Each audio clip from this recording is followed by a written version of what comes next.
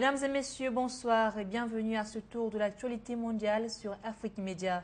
La crise au sein de l'UMP s'est terminée. François Fillon et Jean-François Copé se sont finalement accordés, entre autres, sur la tenue de nouvelles élections et c'est prévu pour septembre 2013. Retour sur cette période de crise. Fin du feuilleton Bataille à l'UMP. Le dernier, ou plutôt l'avant-dernier épisode a été signé ce lundi. Un accord entre les deux protagonistes, Jean-François Copé et François Fillon. Les deux hommes, de concert, ont signé pour une nouvelle élection à la présidence du parti. Ce sera en septembre prochain, de quoi passer de bonnes vacances. Cela faisait un mois que le débat faisait rage, mais qui avait bien pu gagner cette présidence? Jean-François Copé, le secrétaire général de l'UMP, François Fillon, l'ancien Premier ministre. La guerre aura été d'une intensité rare dans l'histoire de la droite. Jean-François Copé avait été désigné vainqueur de l'élection à la présidence de l'UMP, mais François Fillon, son adversaire, l'avait accusé de fraude, en somme, et demandait l'annulation du scrutin. Une médiation avait été mise en place, Alain Juppé, Nicolas Sarkozy même, sans succès. Ce sera finalement Jean-Pierre Raffarin qui saura renouer le dialogue. Nouvelle base donc, accord en 7 points avec réforme des statuts et du règlement, fin de toute action en justice. Ce poste à la présidence de l'UMP est un tremplin pour la présidentielle de 2017. Reste à savoir qui seront les nouveaux candidats. Tuerie dans le Connecticut à Newton aux États-Unis. Plusieurs écoles ont rouvert leurs portes. La peur et la compassion traversent encore l'esprit des parents d'élèves.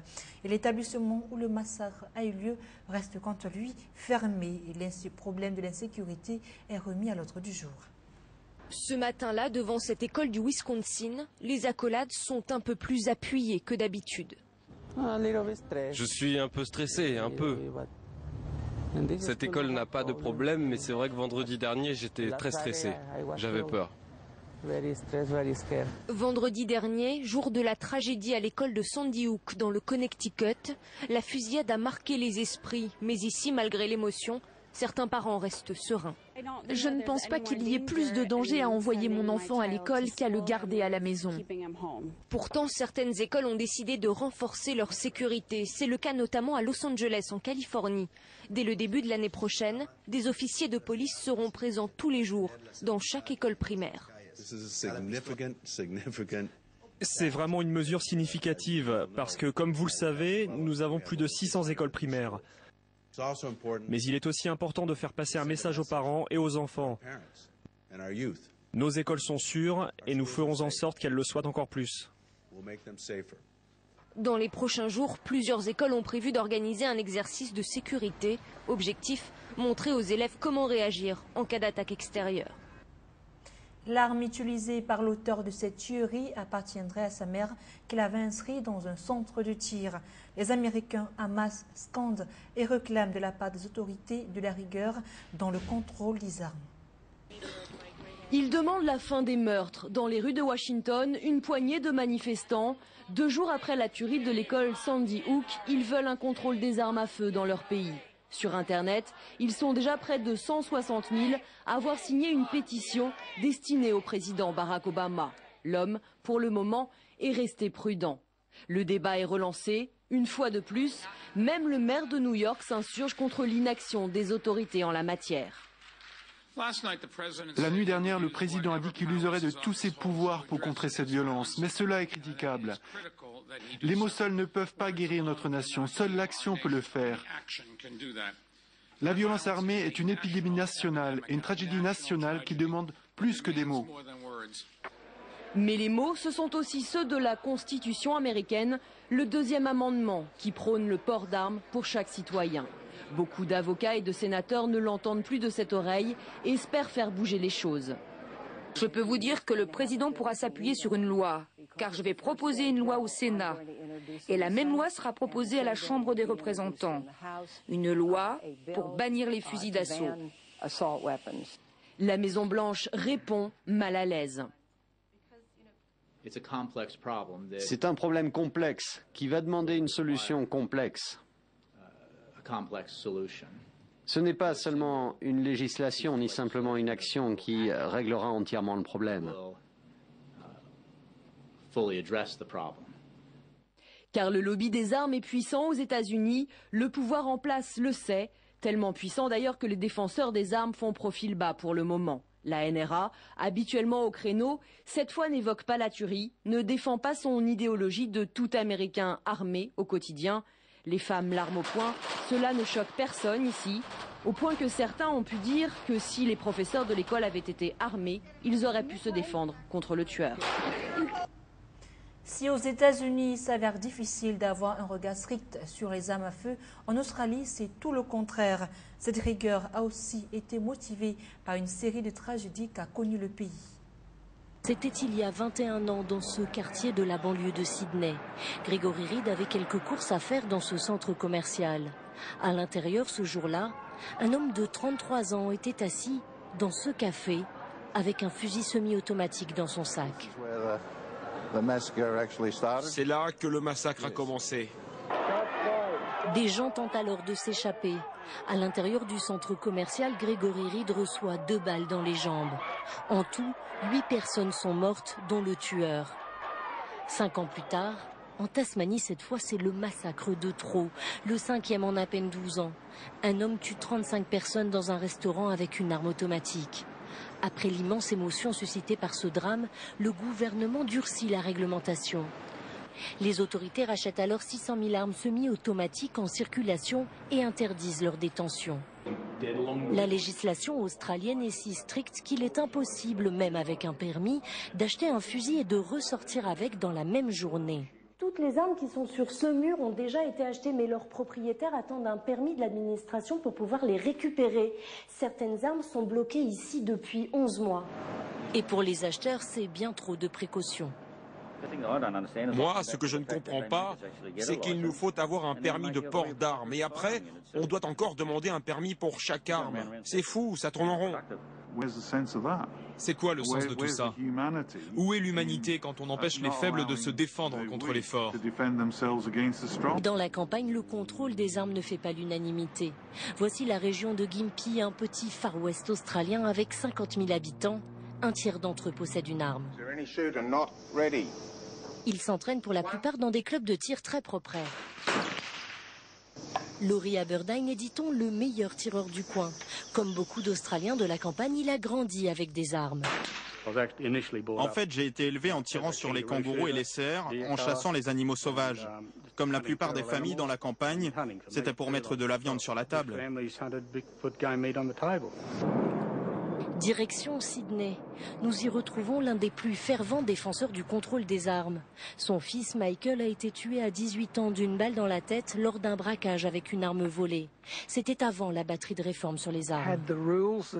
Si on avait eu les mêmes règles à l'époque qu'aujourd'hui, ceux qui ont tué mon fils n'auraient pas pu avoir accès à l'arme volée. Elle aurait été dans un coffre-fort, les munitions dans un autre coffre, avec des clés différentes. Depuis, Ken Marslow a monté une association contre la violence. Il raconte sa propre histoire dans des groupes de parole. À cette époque, les lois étaient si permissives qu'on gardait les armes chargées au-dessus de l'armoire ou sous le lit, prêtes à être utilisées. Aux États-Unis, ils ont décidé qu'ils se donnaient le droit d'avoir des armes. Foutaise. Moins il y a d'armes en circulation dans une société, moins les gens courent le risque d'être tués ou blessés. Et de fait, depuis les lois de 1996, le nombre d'homicides commis à l'aide d'armes à feu a diminué de 60% en Australie. Crise syrienne à présent. Pour une première fois, le vice-président syrien affiche un visage opposé à Bachar al-Assad. Il est pour un accord avec l'opposition.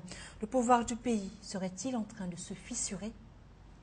À 7 km au sud de Damas, les chars de l'armée syrienne pénètrent Daraya, une ville sunnite considérée comme hostile au régime de Bachar el-Assad, que l'armée essaie de prendre depuis des mois.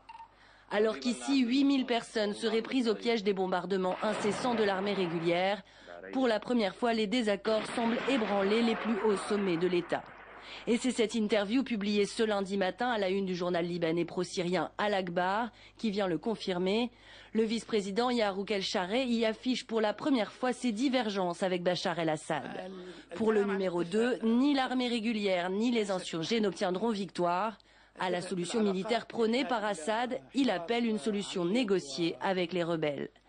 Mais sur le terrain, les affrontements, notamment autour de Damas, mais aussi à Hama, où les insurgés ont lancé une vaste offensive contre les postes de l'armée régulière, continuent de faire leur lot de morts et de destruction.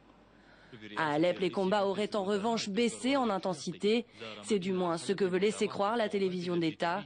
Le Premier ministre y a annoncé ce lundi sa première visite dans la deuxième ville du pays et une aide alimentaire de plus de 2 millions de dollars pour une ville pourtant assiégée par sa propre armée depuis le mois de juillet. Ça remonte de jour en jour le nombre de réfugiés syriens en Turquie qui est à court de ressources pour ses nécessiteux. Plus d'un demi-million. Voilà le nombre que donne le Haut Commissariat des réfugiés aux Nations Unies. Le régime de Turquie peine à gérer son domicile fixe. Le Haut Commissariat aux réfugiés des Nations Unies. 11 000 Syriens enregistrés comme réfugiés vivent dans 14 camps répartis le long de la frontière turque avec la Syrie. Le gouvernement turc a estimé à 100 000 le nombre de Syriens qui n'ont pas été enregistrés et vivent dans les zones urbaines ou attendent près de la frontière, pendant que Ankara se démène pour construire de nouveaux camps pour les héberger. Tout cela est extrêmement coûteux pour la Turquie. Le principal parti d'opposition du pays voudrait que cela change. La guerre en Syrie n'est pas qu'un problème turc. Le gouvernement a lancé un appel aux organisations humanitaires, mais son appel n'a pas été assez fort. Tant que le gouvernement turc voudra contrôler tous les camps, il sera difficile d'obtenir de l'aide des pays mandatés pour fournir de l'aide par l'intermédiaire d'organisations humanitaires internationales telles que celles qui opèrent dans l'Union européenne. Si la Turquie se comporte comme si elle était le seul acteur dans la région, elle ne pourra pas régler seule l'ensemble des problèmes.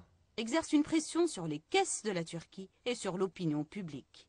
2 sondages indépendants menés en automne révèlent qu'une majorité des personnes interrogées sont opposées au règlement de la crise syrienne par Ankara et les personnes de cet avis sont en augmentation depuis le printemps dernier. Cette situation a généré des dépenses considérables de la Turquie, un pays à bas revenus et dont la population continue de souffrir. Nous donnons cet argent au gouvernement. Vous achetez un billet d'avion au prix de 32 livres, mais avec les taxes sur le service et sur le gaz, le billet vous revient à 110 livres. En septembre, le gouvernement a appliqué des augmentations de taxes de 6 à 10% sur le prix du carburant et de l'alcool. Mais il est difficile de savoir quelle part de cette somme est utilisée pour aider les réfugiés syriens.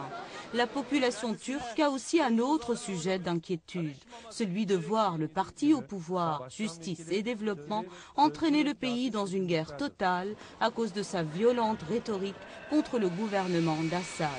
Et c'est là une chose dont le pays ne voudrait payer le prix, ni financièrement, ni psychologiquement. Nathalie Carnet, CCTV, Istanbul. La pénurie du gaz au Pakistan perturbe la vie de sa population et l'économie du pays. Les tarifs désormais élevés rendent la vie de ses concitoyens pénible. Les protestations contre la pénurie de gaz au Pakistan sont récurrentes. Des ruptures d'électricité ont régulièrement perturbé les activités commerciales du pays et forcé des gens à cesser leurs affaires.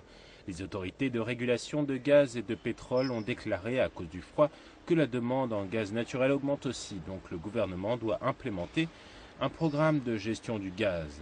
Les experts disent que le Pakistan fait face à une pénurie sévère de gaz.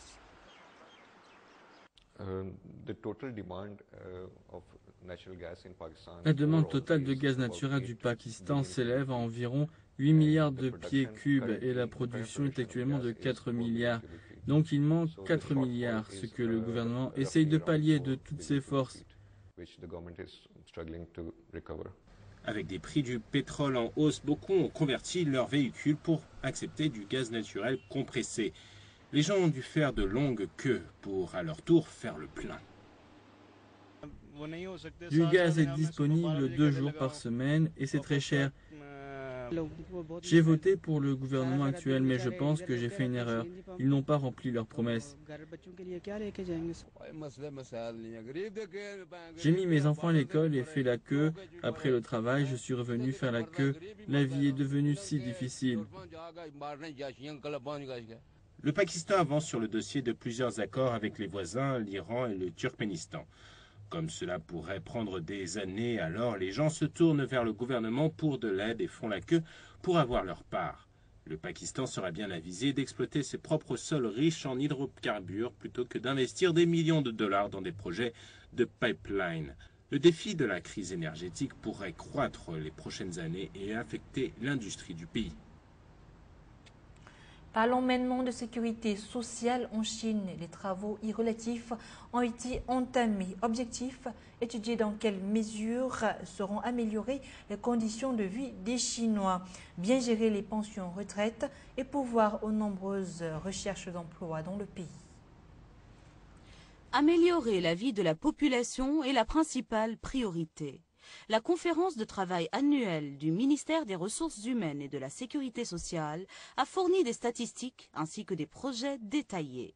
Dans le secteur de l'emploi, l'objectif de la Chine cette année était d'employer 9 millions de personnes supplémentaires dans les zones urbaines. Les chiffres ont très largement dépassé les objectifs. Fin novembre, plus de 12 millions de personnes se sont ajoutées à la liste des employés. Au même moment, le salaire national minimum a augmenté de plus de 12%. 7 millions d'étudiants seront diplômés cette année, ce qui rendra le marché du travail encore plus compétitif. De nouvelles mesures ont été prises pour encourager les étudiants à monter leur propre entreprise. Nous allons créer un environnement flexible pour les étudiants licenciés, afin qu'ils puissent monter leur propre entreprise. Et ils seront soutenus en cela par des règlements adéquats. Nous avons mis en place 15 espaces de démonstration, surtout pour ceux qui ne disposent d'aucune expérience. Quant à la sécurité sociale, la Chine a mis en place le système d'assurance sociale couvrant le plus grand nombre de citoyens dans le monde.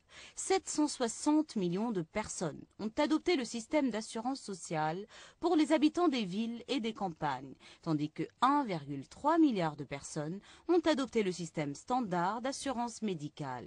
L'an prochain, d'autres efforts seront déployés pour rendre le système d'assurance sociale plus équitable.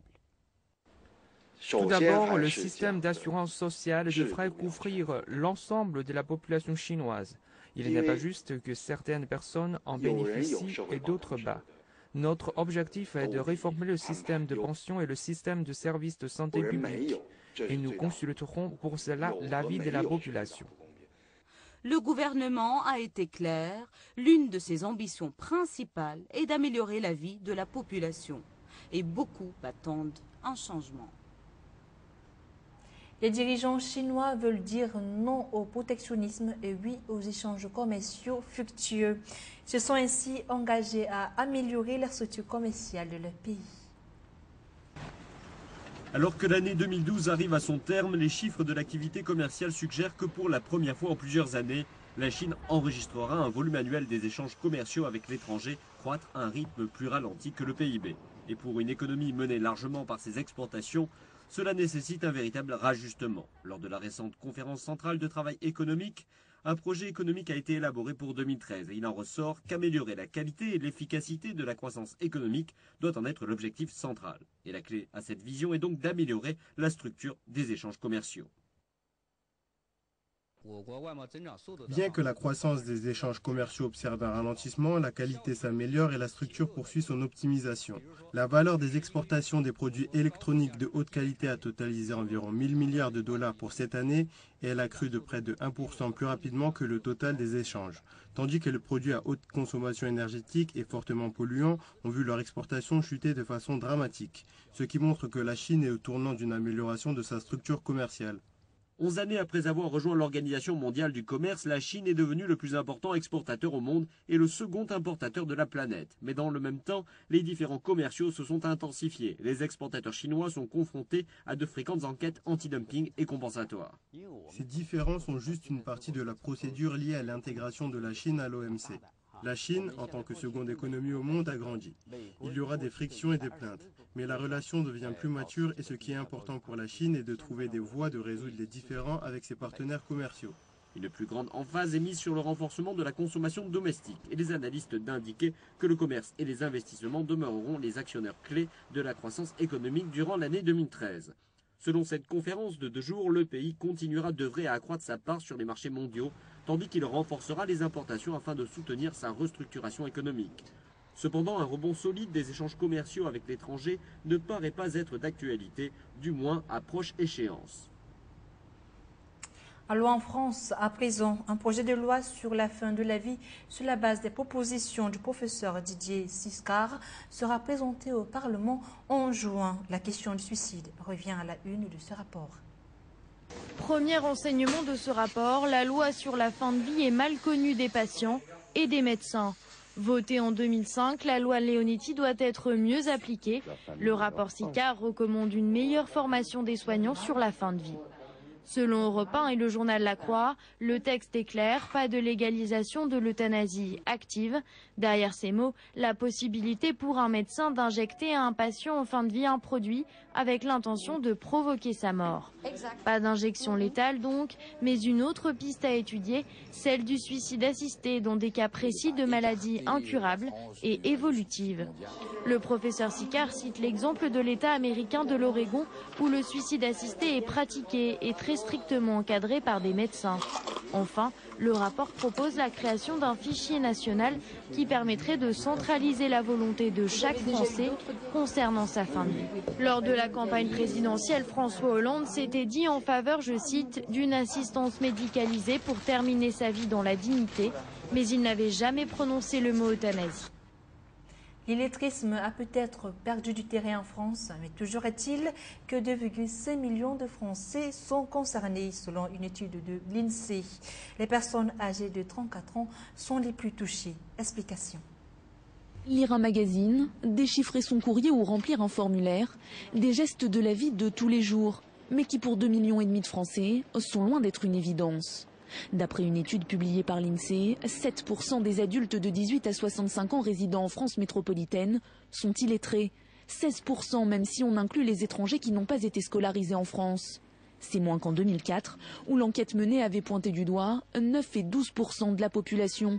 Une légère amélioration donc qui s'explique notamment par l'exclusion de la génération née avant 46 et par la prise en compte de jeunes nés après 86 qui globalement s'en sortent mieux que leurs aînés. Mais pour autant, les conclusions du rapport restent très préoccupantes, inquiétantes en tout cas lorsqu'il s'agit des 30-34 ans, car ce sont eux qui éprouvent plus de difficultés à l'écrit qu'il y a 7 ans. Même constat, pour le calcul cette fois, c'est ce que l'INSEE présente comme l'effet calculette. Aujourd'hui, seuls 33% des 18-30 ans se disent très à l'aise dans ce domaine. 650 000 tonnes d'aliments finissent chaque année dans les poubelles en France. Fini le gaspillage. Faire don des surplus de nourriture nécessiteux, voilà une bonne méthode pour y mettre fin. Et des magasins s'y attellent vraiment dans le pays en donnant à des associations caritatives des invendus de leurs produits. Chaque matin, les plus démunis se retrouvent ici au Vieux Clocher, le Vieux Clocher à Namur, autour d'une tasse de café et d'un morceau de pain. Du pain qui provient essentiellement des invendus des magasins voisins. Ça dépend de la vente de la veille, mais tous les jours au matin, il y a 2-3 sacs. Et ça dépend aussi du bon vouloir des boulangers ? Ça dépend aussi du bon vouloir des boulangers, oui. Ils ne sont pas obligés. Ils ne sont pas obligés, exactement. Et c'est là que le bas blesse, aucune obligation, alors chacun donne un peu comme il veut. Dans cette grande surface, pas de produits réfrigérés pour ne pas briser la chaîne du froid. Nous donnons essentiellement des produits non réfrigérés. Et dès que le packaging est abîmé, ou que le code-barre n'est plus visible, ou qu'une boîte est cassée ou abîmée, nous le donnons à la banque alimentaire. Ouais. Mais à la Saint-Vincent-de-Paul, on a trouvé la parade. Pour récolter un maximum de vivres, ils se sont équipés de frigo-box. Ceci dit, sans obligation de donner, les quantités offertes sont de moins en moins importantes. Ça diminue de jour en jour, puisqu'avant, il y a quelques années d'ici, la camionnette elle était remplie d'invendus. Et maintenant, si on a 3 bacs à tout casser, ben, c'est bien, quoi. Je pense que c'est dû un peu à la crise, comme tout le monde le constate un peu partout. Donc je pense que les magasins font aussi attention à leurs commandes. Et on voit souvent maintenant dans les magasins, quand ça arrive à limite de date, c'est moins 50%, moins 70%, ils essayent de tirer dessus, et ça on les comprend. Mais nous, on en paye un peu les pots cassés. Du coup, les colis proposés aux plus pauvres ne sont plus qu'à moitié remplis. Et certains produits sont carrément périmés. Les magasins donnent aussi vraiment les limites de date. Ici, je trouve que ça aurait été agréable pour les gens pour les fêtes, mais malheureusement, je ne peux pas les distribuer parce que la date est dépassée. Obligées à donner, les associations sont preneuses. Chaque année, le nombre de bénéficiaires ne fait qu'augmenter. Et pour terminer encore cette fin du monde, vous avez certainement entendu dire que Bucarest en sera épargné. Eh bien, on a vu hier que cela faisait rire les habitants de cette région. Ce n'est plus le cas aujourd'hui. Ils ont maintenant ras-le-bol de ce tapage. À l'ombre du pic de Bucarest, le temps semble s'être figé. À 72 heures de la fin du monde présumée, quelques camping-cars ont fait leur apparition ici et là. Mais ce salon de thé est devenu le repère des journalistes venus du monde entier. Journalists, you're going to take a ticket, hein? Corinne, la gérante, apparaît bien malgré elle comme la porte-parole d'habitants excédés par ce remue-ménage. Ça a été quelque chose qui est monté crescendo. Vous le savez, l'histoire de la fin du monde à Bucarest. Enfin, il se passe des choses ici qu'on ne peut pas expliquer, c'est sûr. Si ce village de 200 âmes devient subitement une attraction mondiale, c'est parce que la rumeur le désigne comme le seul refuge contre la fin du monde le 21 décembre prochain. Ses membres, d'un club de randonneurs local, préfèrent en rire. Je pense que c'est ridicule, que toute cette histoire, cet abattage pour ça, je pense pas. Enfin, vous pensez quoi, les filles? C'est amusant plutôt qu'autre chose. Voilà. Mais certains profitent de l'effet d'aubaine, comme ces évangélistes suisses. Bernard et Marie-Lise sont venus convertir les égarés de l'Apocalypse. On vient pour annoncer l'évangile dans cette situation afin qu'ils ne prennent pas la mauvaise porte. Voilà, c'est surtout ça. Et ils ont jusqu'à présent bien du mal à trouver un auditoire. La vérité qui est dite dans la Bible, et qui est dit que la fin du monde, ce n'est pas celle qu'on croit. Dans ce cloche-merle ésotérique, monsieur le maire va jusqu'à jouer les standardistes auprès des illuminés. Donc je voudrais savoir si le 21, vous pouvez m'accueillir avec ma famille. Actuellement, je reçois beaucoup de messages loufoques, mais il y en a d'autres qui vous interpellent très sérieusement sur le fait que c'est inadmissible que la montagne soit fermée le 21, parce qu'eux, ils voulaient monter et ils veulent monter de toute façon pour être sauvés. À partir de demain midi, le pic sera classé zone interdite, ses grottes fermées, l'accès à Bucarest réservé aux habitants. Principe de précaution oblige. Et voilà qui met un thème à cette édition. Merci de nous avoir suivis. Rendez-vous demain à la même heure sur la télévision panafricaine. D'ici là, bonne soirée à tous.